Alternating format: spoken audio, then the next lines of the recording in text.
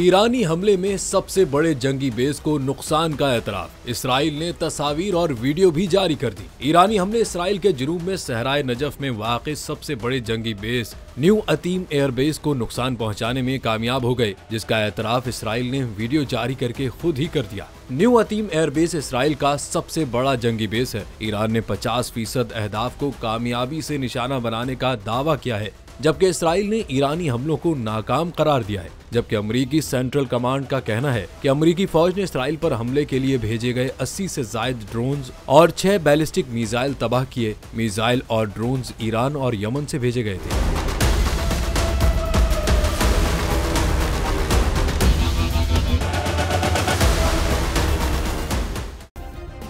Subscribe करें और bell दबाएं ताकि कोई खबर रह न जाए।